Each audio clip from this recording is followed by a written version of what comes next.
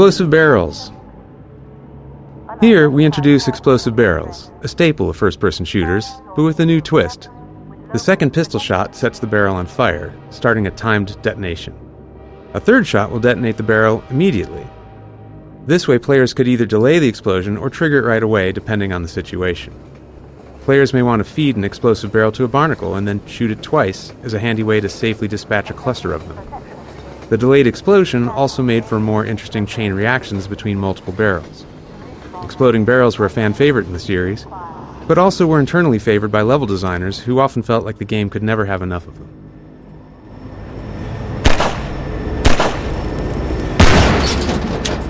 Attention protection team. Static invasion in progress in this community. Response. Isolate. Inquire.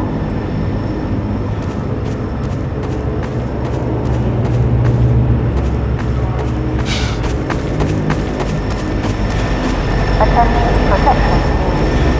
Static invasion in progress in this community. Response. Isolate. Inquire. Unidentified person in threat. Third sources established. Local protection immediately.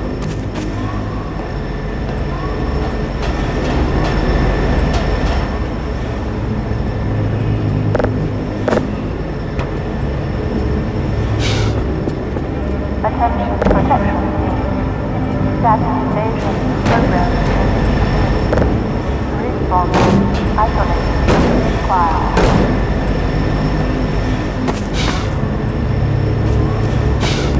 Attention protection team. Static invasion in progress in this community. Response. Isolate. Inquire.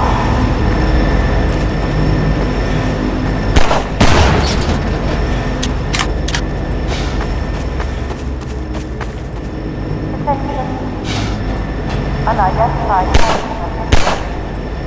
Concerned sources established with local protection team immediately.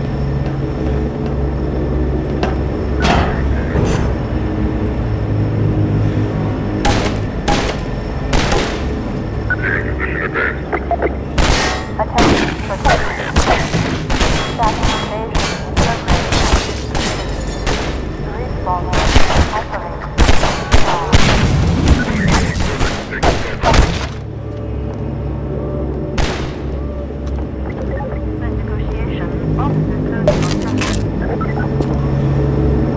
Lambda caches.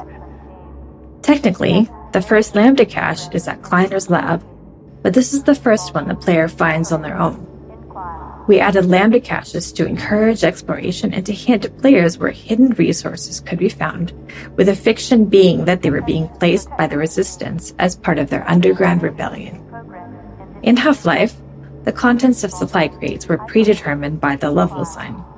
In Shell 2, we introduce adaptive item crates that give the player whatever they are low on at the time, based on resource targets set by the level designer. Scanners. Scanners presented a tricky game design challenge. While we liked how their dystopian presence helped convey the Combine occupation as an oppressive surveillance state, we didn't actually want them to shoot at the player. We found that aiming into the sky to hit a small mobile enemy with a constant height advantage was something we couldn't make fun. Since we loved their role in the story, we decided that in combat, scanners would serve primarily as eyes, alerting nearby enemies to the player's presence, a feature we reinforced with sound effects from the soldiers.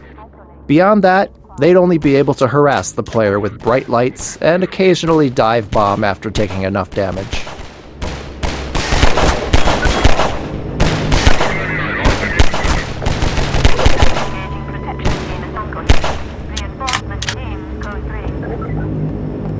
Overwatch. During development, we generated the Overwatch voice using a free text-to-speech tool, but as we neared shipping, we realized we didn't actually have the rights to use it, so we held auditions with voice actors to find someone who could match the qualities we liked in the generated lines. Didn't take long before we found Ellen McLean, whose delivery was exactly what we were looking for. In her sessions, we played the generated lines for her to mimic, though in her own style. She was a bit sarcastic at first, given that she was being asked to replicate such a robotic delivery, But years later, when she returned for her iconic role as GLaDOS in Portal, she'd found a way to creatively integrate that tone into her performance. Pistol design. The standard pistol is the workhorse of the game, functioning not only as the first range weapon you learn to use, but also as a method to interact with physics and destructible objects at a safe distance for the entirety of the game. To help make it feel more responsive and fun to use, the pistol employs a refire mechanic that's unique to it in the game. The gun will fire as fast as the player can click their input button, meaning that they feel an instant response to their input, and the faster they can click, the faster they can shoot. Zero 5, unit down at station, lock 0.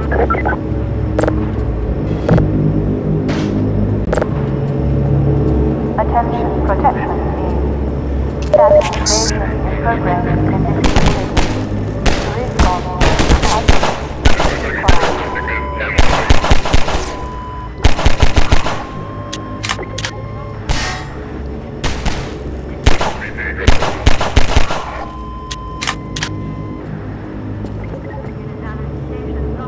Attention, protection team. Status invasion in progress in this community. Response, isolate, inquire.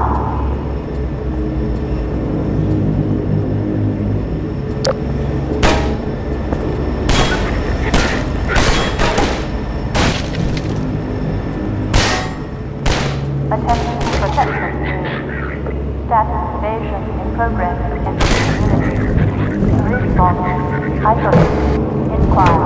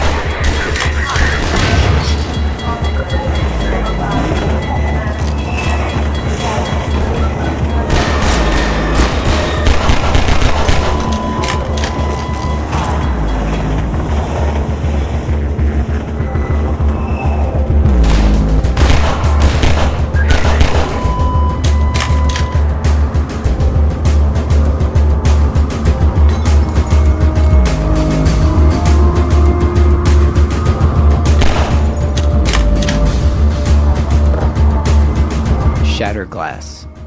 When designing early levels where there are fewer mechanics in the player's toolkit, we found that it's just as engaging to spotlight new technical features instead, as we did here with Breakable Glass. For the shattering effect, glass was divided into a grid of small squares, allowing us to track which were intact or broken, and to blow out larger sections once enough squares were no longer connected. Each square was rendered with a unique texture based on the status of its neighboring squares, creating the sharp, jagged edges between broken and intact glass. While breaking glass is now commonplace in games, it was something we hadn't seen much back when we were making Half-Life 2, and we're incredibly happy with the level of fidelity and dynamicism it brought to the game.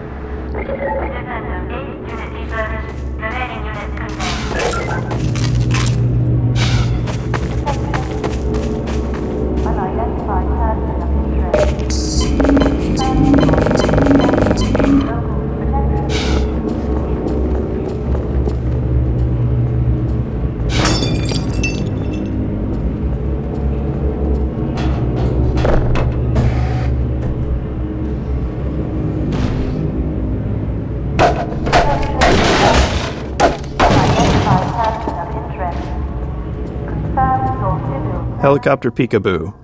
The Combine attack helicopter as central antagonist was something we wanted to develop throughout the entire chapter. The relentless chopper became a character in its own right. Here, if you listen and look overhead, you can hear its engine and see it flying along the train tracks and into the distance. This first glimpse is a small piece of foreshadowing, with its presence becoming more pronounced over time, until eventually you're squaring off against it. Iterative passes. Some chapters of the game, such as the on-foot sections of the canals in Ravenholm, were developed in multiple passes by different cabals. We found that handing off maps in this way led to greater variety in the experience, and a higher density of interesting moments, as each cabal added their unique touches to the maps. In the on-foot portion of the canals, the first pass established the art direction and the player path, along with the broad strokes of the experience and some major beats. But the team-wide alpha playtest identified insufficient tension and a somewhat monotonous experience here. In our second pass, we returned to the map solely focused on creating that tension and greatly increased the density of moment-to-moment scenarios. Status invasion in progress in this community. Respawn. Isolate. Inquire. Attention. Unidentified person of interest.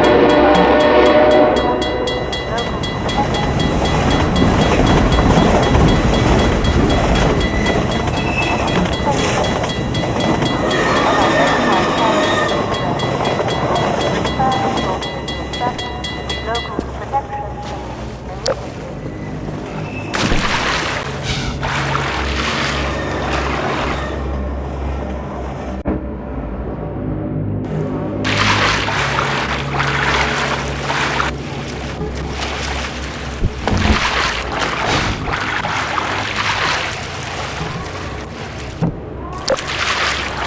Water shader.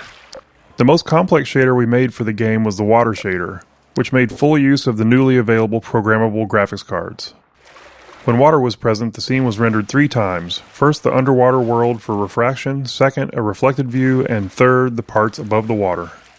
When rendering the water surface, we blended the refractive and reflective views, showing more reflection at glancing angles using the Fresnel equation. We also tracked the ground depth below the water's surface, making it more transparent and less refractive in shallow areas. Additionally, we had to create 2 alternate water rendering techniques for lower-end graphics cards. Mid-range cards displayed a lower detail reflection without refraction or transparency, while low-end cards only rendered a partially transparent surface.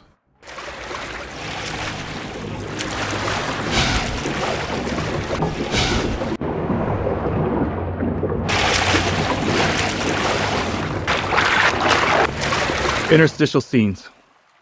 As playtesting progressed, we often found areas where players lost track of their goal, which isn't uncommon in a game like Half-Life. To address this, we added smaller interstitial scenes to help guide players along their path and reinforce their objective. After finishing the bulk of development on our larger choreo scenes, like Kleiner's Lab, putting these smaller scenes together became relatively straightforward. We discovered that using characters in these moments worked much better than relying on passive storytelling, or even some sort of reminder you'd find baked into a pause menu.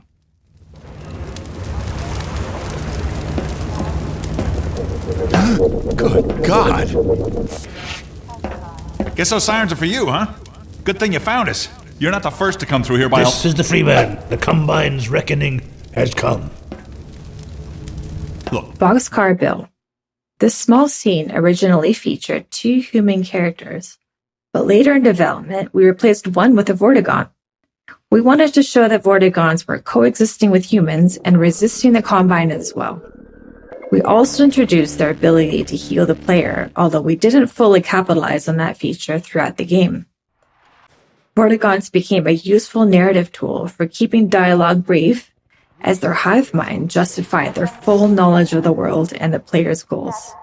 This meant they never had to ask questions, neatly sidestepping the challenge of writing dialogue for a silent protagonist.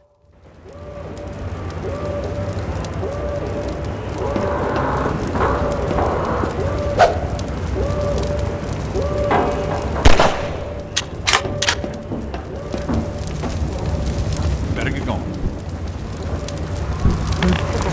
reminder. Inaction is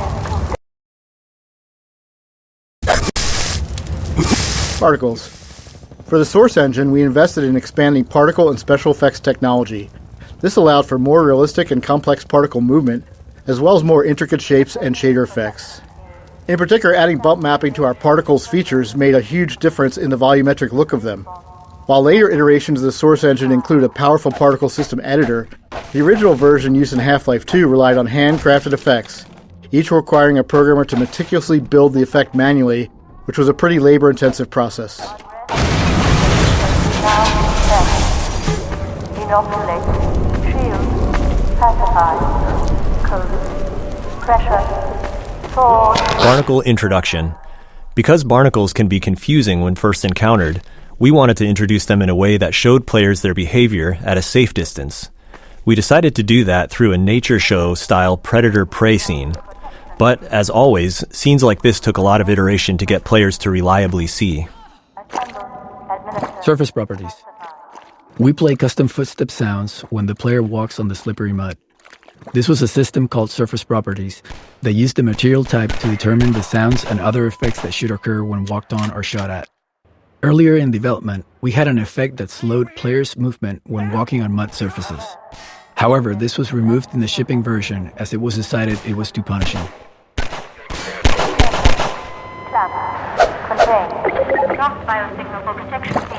Mounted gun gallery. There are a few things going on in this scene. The turret firing at the breakable crates behind teaches players not to take the threat head-on and instead utilize the sewer route to defeat it. And when they reach the turret, players enjoy using it in a shooting gallery with a wave of Combine soldiers and dive-bombing scanners. We also begin to introduce the missile-firing Combine APC that pushes the players along and will show up again later in the chapter.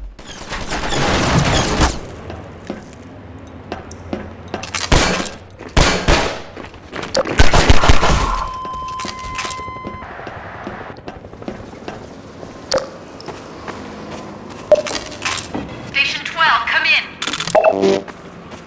This is Station 8. We heard 12 go down and out. Surgical strike units are targeting railway stations. Repeat, civil protection is coming down on underground stations. We're already getting refugees from 9 and outlying. Looks like we're... Station 8, do you copy? Station 8, are you there?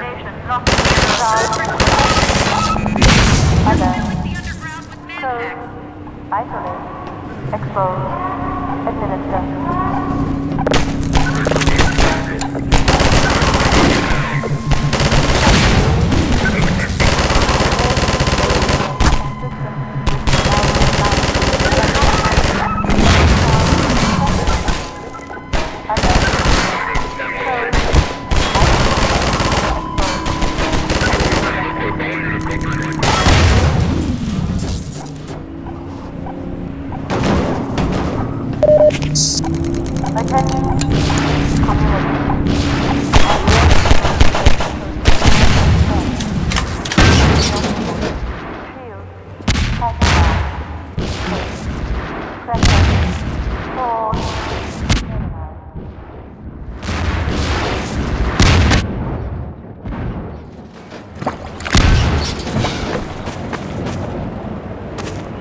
Protection team alert.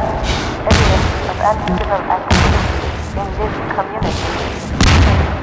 Assemble. Plan. Contain.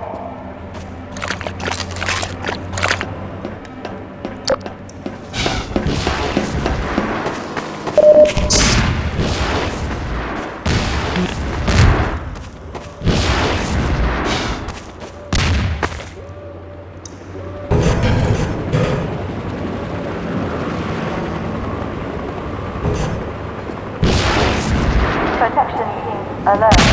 Evidence of anti-civil activity in this community. Code. Assemble. Plan. Contain.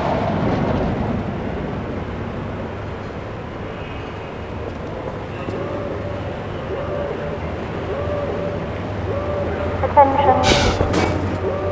Evasion behavior. Now compliant. Ground protection team. Alert.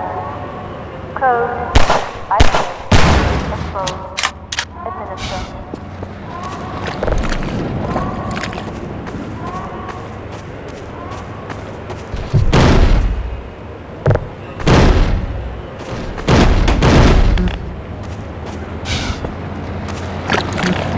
team alert.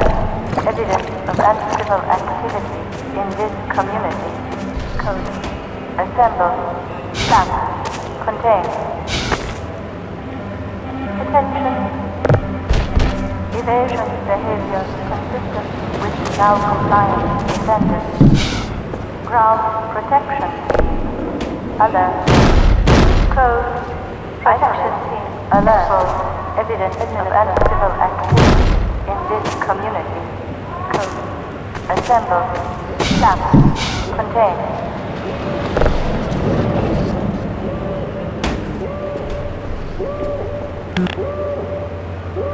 Protection team alert. Evidence of uncivil activity in this community. Code. Assemble. Stop. Contain.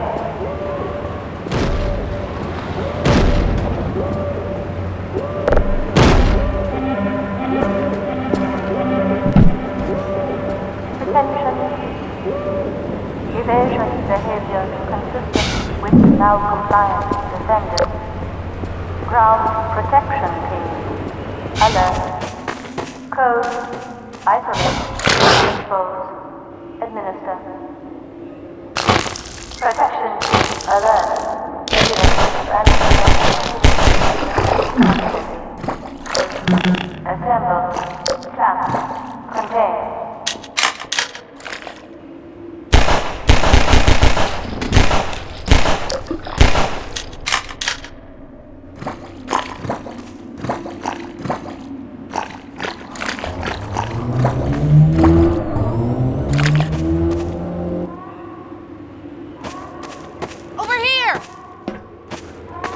Keep going, friend. That station was raided, but there's others up ahead. I'm gonna stay here in case any others come through. Gotta keep the boy alive.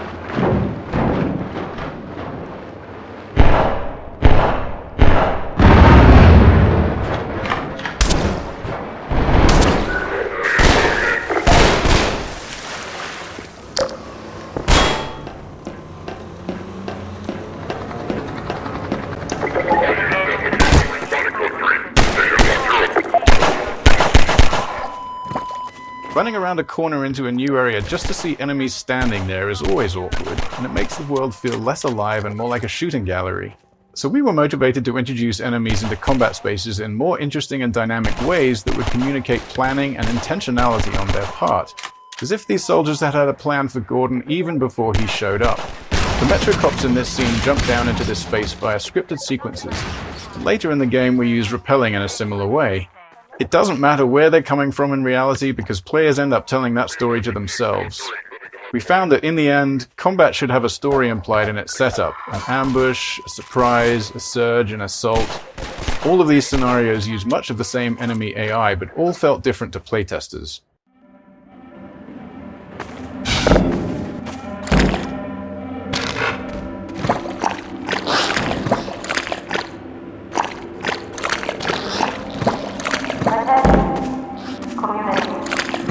Address procedure code is now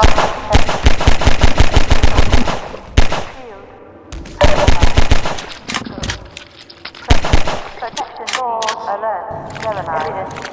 Barnacle bowling. This is a satisfying example of how a bunch of design elements can come together in a matrix of interactions to create a memorable scenario for the player. We got barnacles, our physics simulations, slippery mud surface properties, and last but not least, explosive barrels.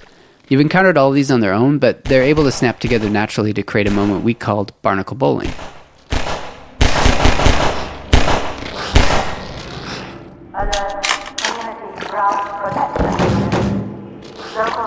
Unrest structure detected.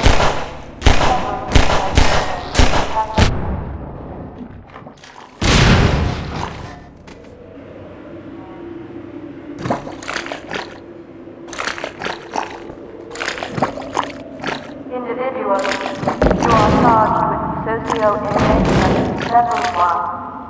Protection unit, prosecution code. Duty, sword, midnight.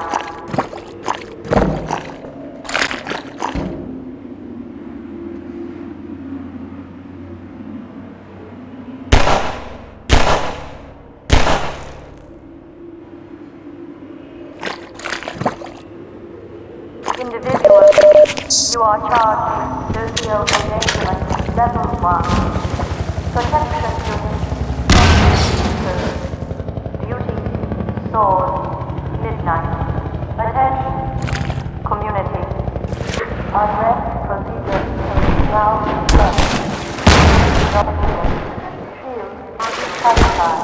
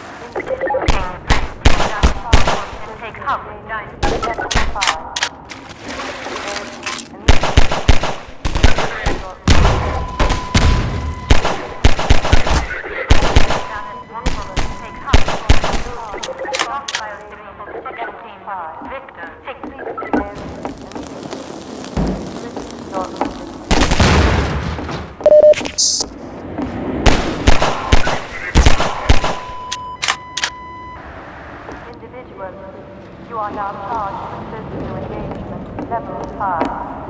Cease evasion immediately. Repeat your purpose.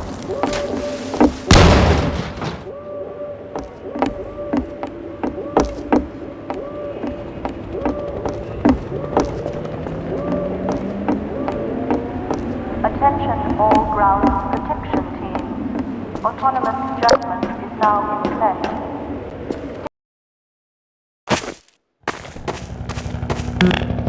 Physics in puzzles.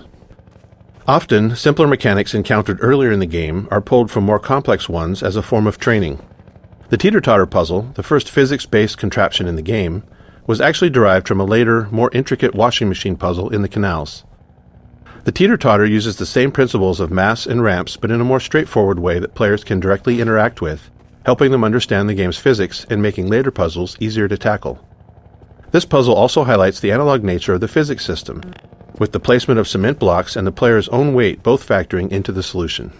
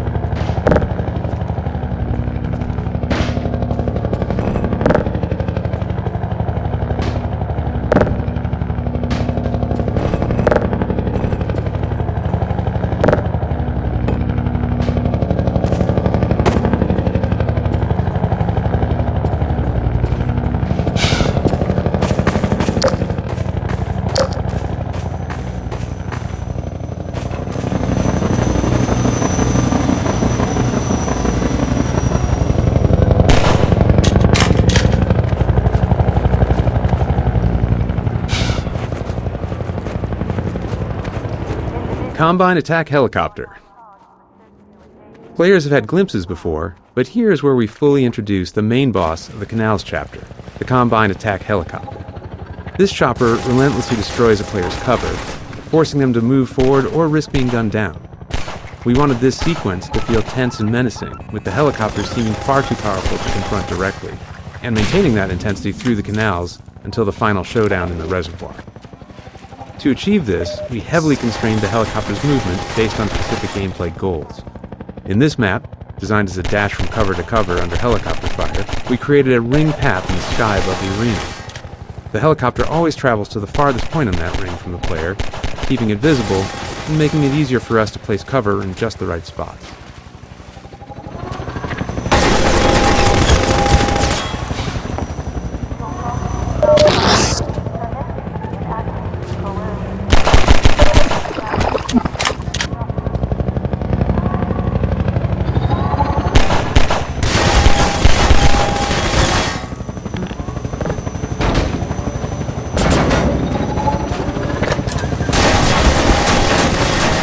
Normal maps.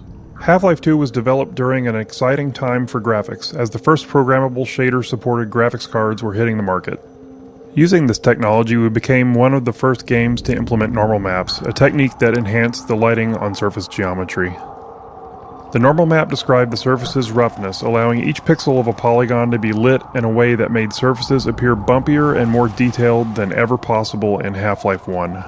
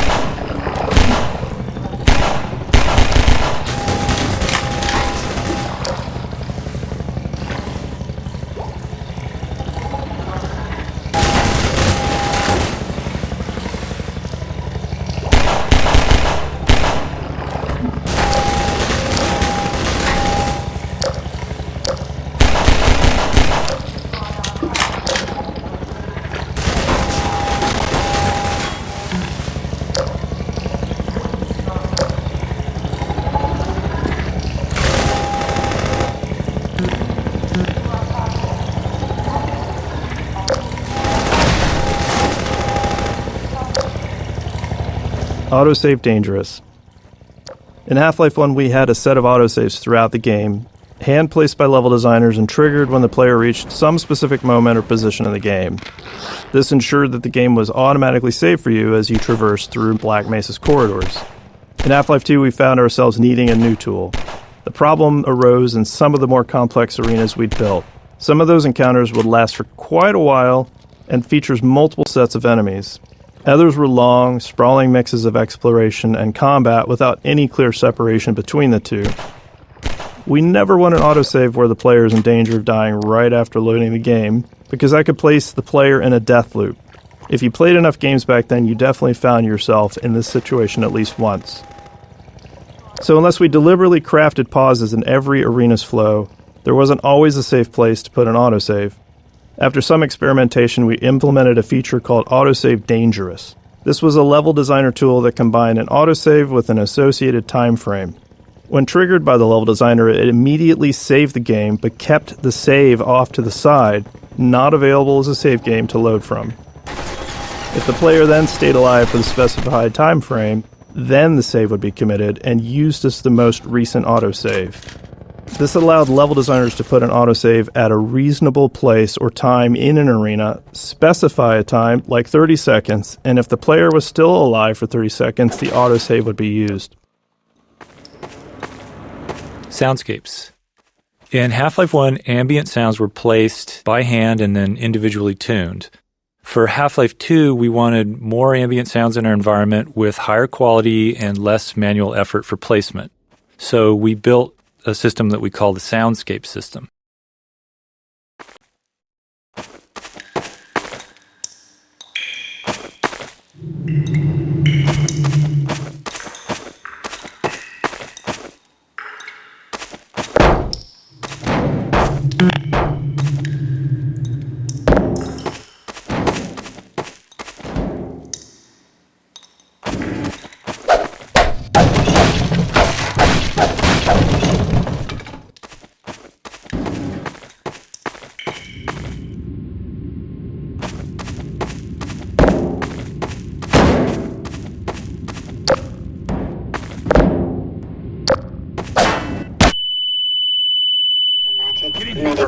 Civil protection is on.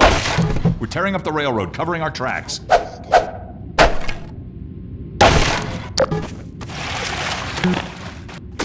like you're gonna be the last one through. Be glad you're not the guy they're looking for. Poor bastard doesn't stand a chance. Sounds like they're calling in every CP unit in City 17. Manhack Matt. We called this guy Manhack Matt. We wanted to give players the sense that hundreds of citizens inhabited the hidden nooks and crannies of City 17. At this point in the game, it had been a while since players had seen a citizen, and we wanted to explain the significance of the manhacks, which was the first physics-based enemy that we created.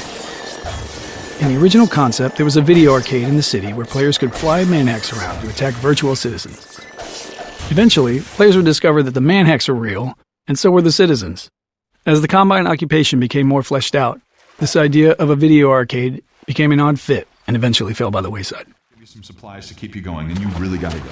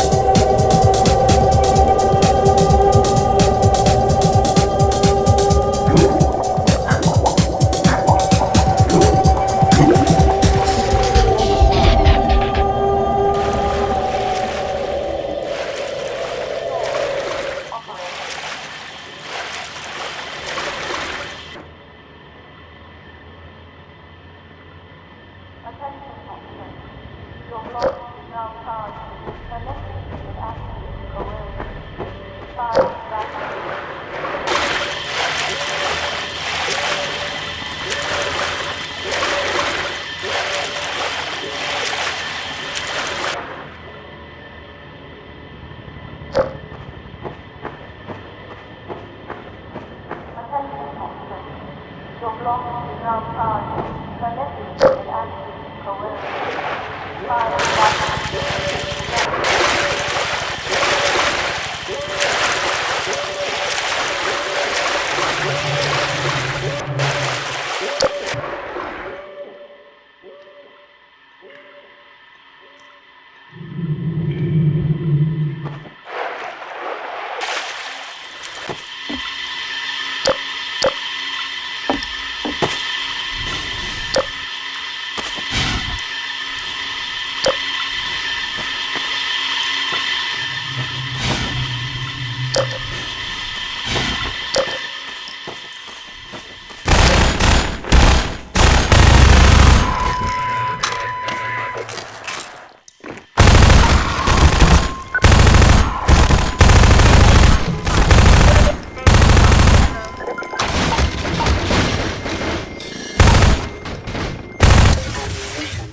depleted.